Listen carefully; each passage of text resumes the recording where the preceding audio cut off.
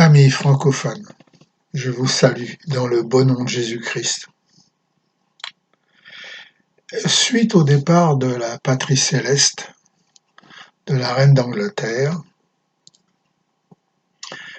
je partagerai avec vous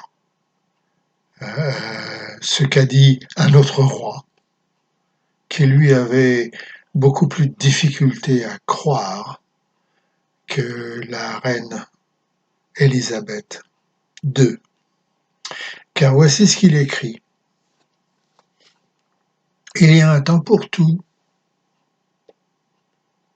un temps pour toute chose sous les cieux, un temps pour naître et un temps pour mourir, un temps pour planter et un temps pour arracher ce qui a été planté, un temps pour tuer, un temps pour guérir, un temps pour abattre, un temps pour bâtir, un temps pour pleurer et un temps pour rire, un temps pour se lamenter et un temps pour danser, un temps pour lancer des pierres et un temps pour ramasser des pierres, un temps pour embrasser et un temps pour s'éloigner des embrassements, un temps pour chercher et un temps pour perdre, un temps pour garder et un temps pour jeter, un temps pour déchirer et un temps pour coudre, un temps pour se taire et un temps pour parler, un temps pour aimer et un temps pour haïr, un temps pour la guerre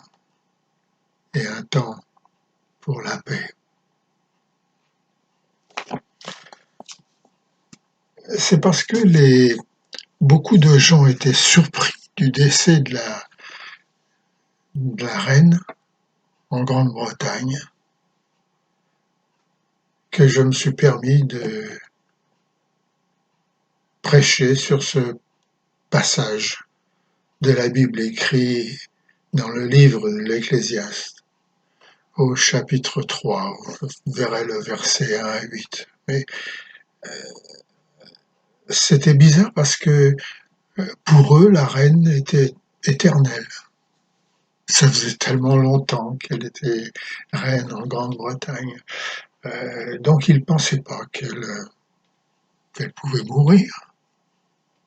C'est un peu comme nous, lorsque nous regardons nos parents, que nous étions des enfants, nous pensions, mais nos parents sont éternels, ils vont jamais mourir. Et il arrive qu'un jour, ils meurent. Parce que comme le dit si bien Salomon, le roi, il y a un temps pour toute chose sous les cieux, il y a un temps pour naître et un temps pour mourir. Alors pourquoi? Pourquoi proclame le roi Salomon? Pourquoi tout ce bazar? Pourquoi tout ce remue-ménage? Tout n'est-il pas écrit d'avance? Le cercle vicieux de la vie n'est-il pas inébranlable? N'est-il pas clairement déterminé? Ces paramètres ne sont-ils pas immuables?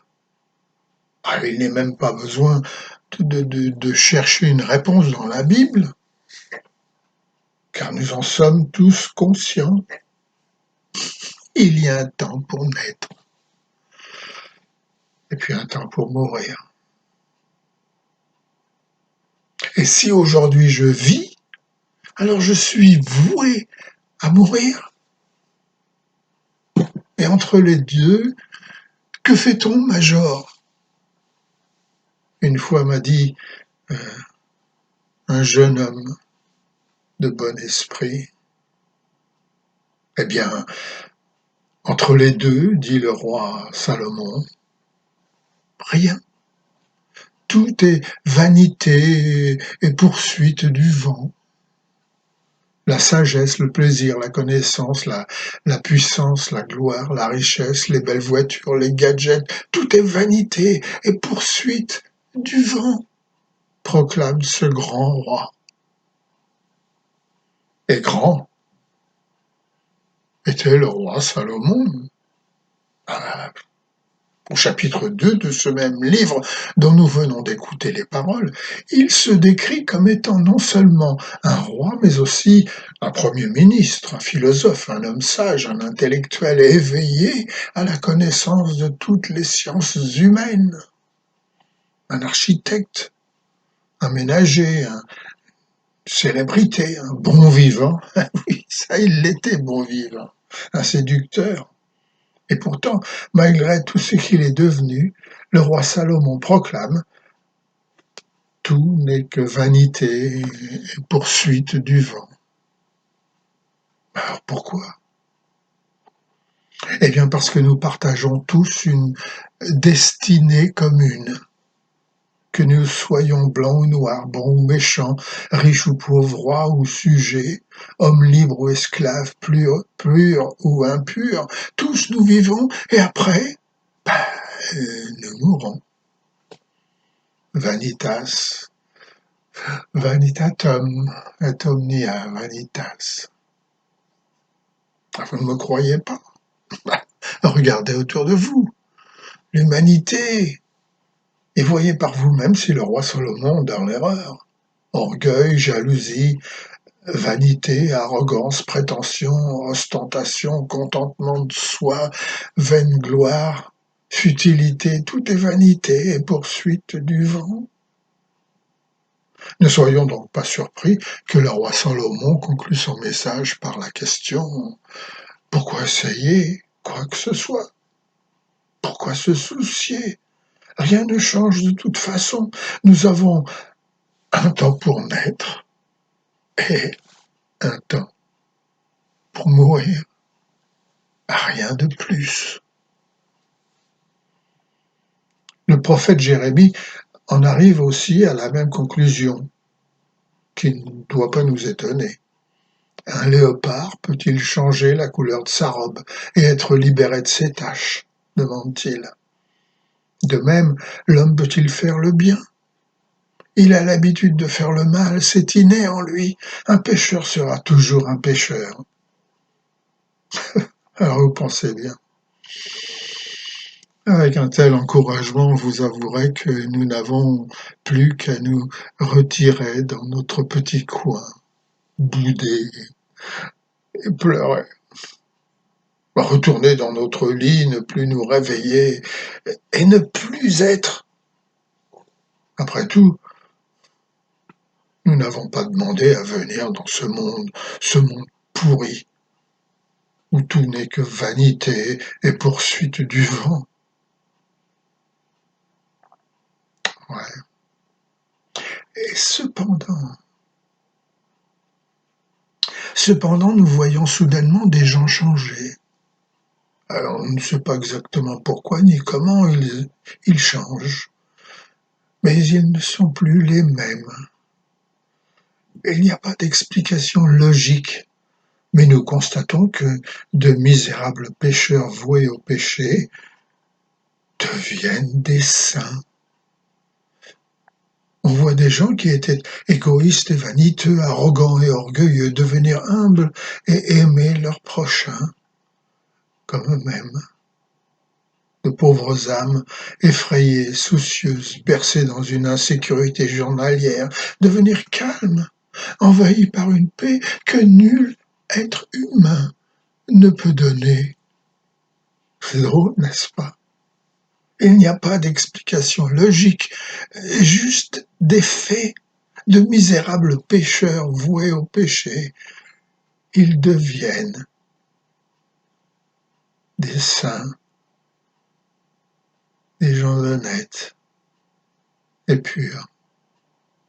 Moi-même, j'ai vu des gens de différentes classes, de différents pays, de différentes traditions, de différentes éducations, devenir libres, libérés de l'égoïsme, de la vanité, de la haine, de l'esprit de vengeance et de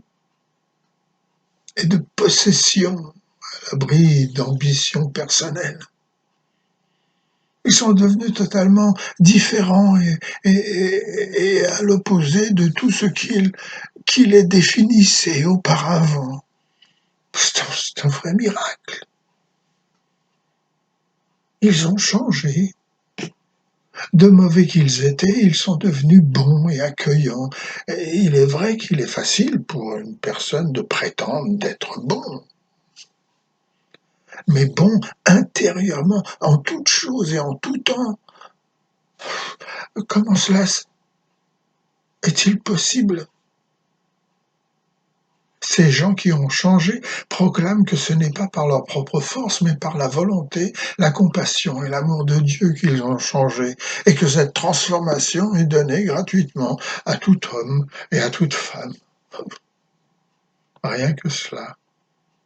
Et vous savez, mes amis, c'est dans cette vie qui n'a pas de sens futile et vaine, où tout n'est que vanité, poursuite du vent, que Dieu est venu nous apporter son salut, pour que cette vie devienne vraie, valable, significative.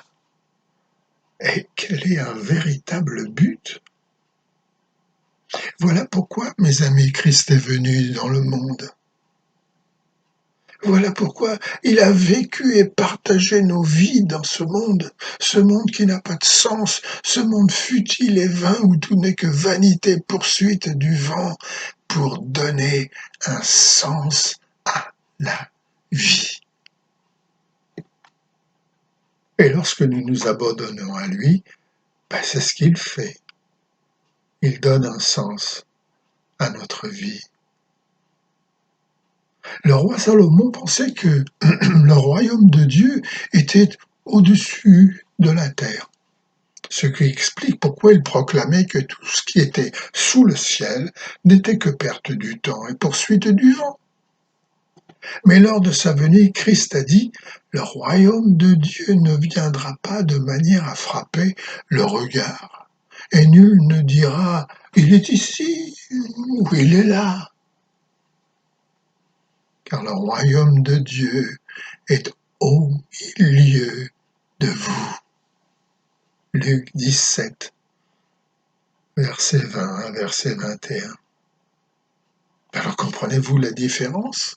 Cela veut dire que maintenant, puisque le royaume de Dieu est au milieu de nous, la vie entre la naissance et la mort a un sens pour tous ceux qui acceptent Christ et qui font partie du royaume de Dieu.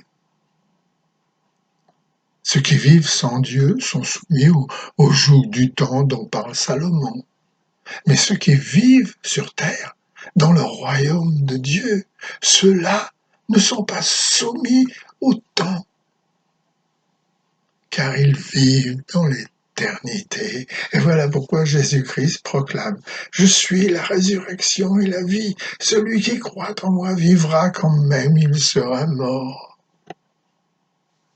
Et voilà pourquoi nous aimons chanter à l'armée du salut ces paroles. Et Jésus le Sauveur est descendu des cieux pour sauver les âmes perdues. Dans son grand amour, il quitta le saint lieu, les anges saluant sa venue. Et il est encore aujourd'hui près de nous des frères en grande détresse, des cœurs affamés, des brebis sans berger, et tous ont besoin de tendresse. Si ton grand amour ne me presse, ton esprit n'est pas dans mon cœur. Donne-moi, Seigneur, ton esprit, ta douceur. Je veux te ressembler sans cesse. Il y a un autre couplet, mais voici le dernier qui est tout aussi joli. Cette paix du cœur que donne le Sauveur, rien autre ne peut la produire que d'esprits troublés, que de cœurs fatigués, que d'âmes qui souffrent et qui soupirent. Ô Maître divin, pénètre tout mon cœur, que sur moi descende la flamme. Esprit de douceur, d'amour et de ferveur, embrase mon cœur et mon âme. Ton grand amour ne me presse. Ton esprit n'est pas dans mon cœur. Donne-moi, Seigneur, ton esprit, ta douceur. Je veux te ressembler sans cesse. Voilà, mes amis, ce qu'est la vraie vie. Voilà pourquoi faire de l'argent, acquérir la sagesse du monde, moissonner toutes les connaissances, conquérir le monde, ne sert à rien. Rien, proclame le roi Salomon, rien du tout. Personne ne se souviendra d'un homme sage ou d'un idiot. Dans les années à venir, nous serons tous oubliés, car tous nous vivons et tous nous mourrons, le sage comme l'insensé. Dans l'Ecclésiaste au chapitre 2, versets 15 à 16, nous lisons « La mémoire du sage n'est-elle pas plus éternelle que celle de l'insensé ? Puisque déjà dans les jours qui suivent, tout est oublié. Et cependant, mes amis, et cependant ceux qui auront mis leur vie dans les mains de Dieu durant ce parcours de la vie, ceux qui auront mis leur confiance en Jésus-Christ auront obéi à sa volonté, ceux-là et ceux-là seuls entreront dans la paix éternelle du Père céleste. Un vrai chrétien doit paraître excentrique aux yeux du monde, car sa vie n'est pas centrée autour de ce que le monde considère comme la façon normale de vivre. Au contraire, sa vie est centrée autour du royaume de Dieu et le salut des âmes. Quel profit un homme pourra-t-il retirer du monde s'il vient perdre son âme? Alors, mes amis, qu'en est-il pour vous? Quel genre de vie vivez-vous? Celle du roi Salomon